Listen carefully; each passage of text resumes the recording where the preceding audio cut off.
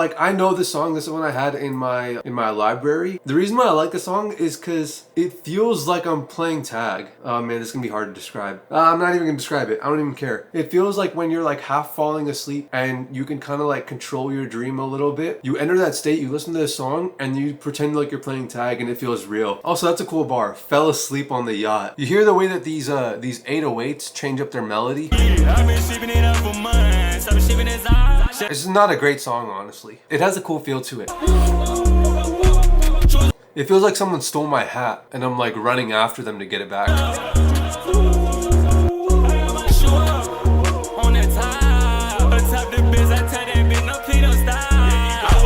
Oh, this is a sick melody. You gotta realize most of the songs on this project I'm not too much of a fan of. Like, I'm not gonna be listening to it.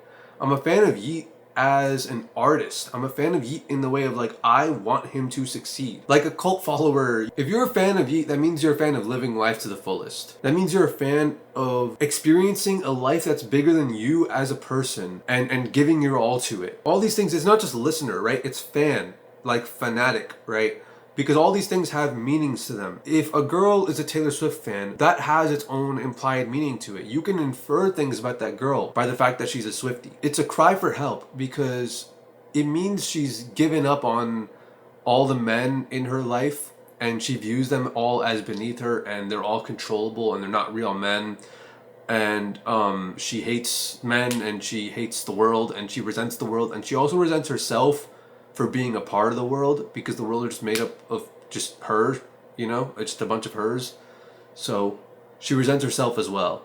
That's kind of what you can infer about the person if they are like a huge fan of Taylor Swift and they defend Taylor Swift's actions and they want her to succeed. They go, I am glad Taylor Swift is charging me so much money for this concert because I want more money in her pocket. And obviously there's a lot of nuance to it. I'm generalizing. It's rough, more or less.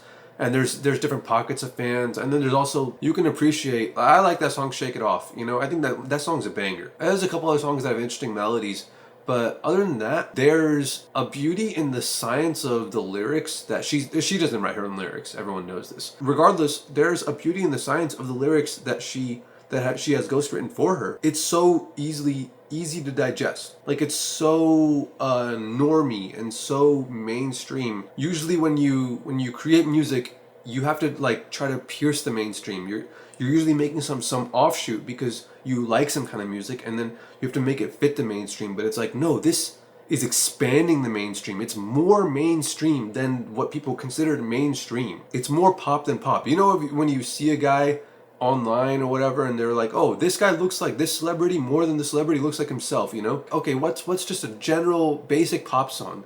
Taylor Swift is more basic and more pop than that somehow, and that's honestly kind of impressive. Taylor Swift is not a positive influence on music as a whole or society or the industry or humanity. She's a major disruption to the environment.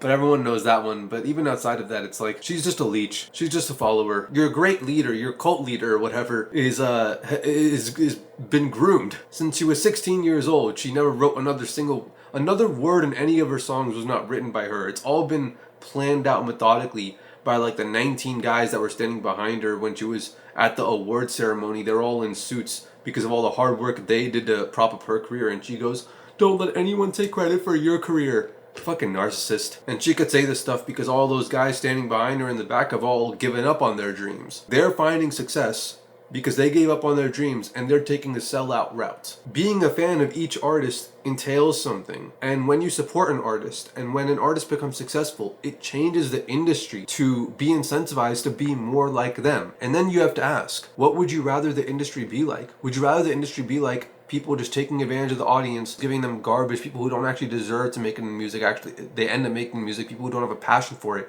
people who just find a formula and they just go along with it and they go, let's do the same thing over and over and over again because our fans are stupid and they'll just eat it up? Or would you rather have someone who goes like, I don't have to push the boundaries, but I love music enough to do it anyways. In fact, I can't have it any other way. I have to evolve myself. I have to push the boundaries. I have to do something new. I have to do something exciting. That said, this album is very formulaic. And Yeat's style through this stretch and through his leaks from around this time, and through even the next couple projects, they are formulaic. They've become cliche because of how much everyone has been able to replicate them. Dude, my throat hurts from talking this much. I can't blame people for being numb to this sound. I'm pretty numb to it too. It isn't the music I like all that much necessarily, it's the artist. It's like, I keep saying this, sometimes I hear an artist, I've been in the studio so much, where I go like, I could see how this was made. I could see how I could even make this sometimes, you know? And then there's some artists where I'm like, there is no conceivable reality where even if I spend my entire life practicing music and I dedicate everything I have to it, there's no fathomable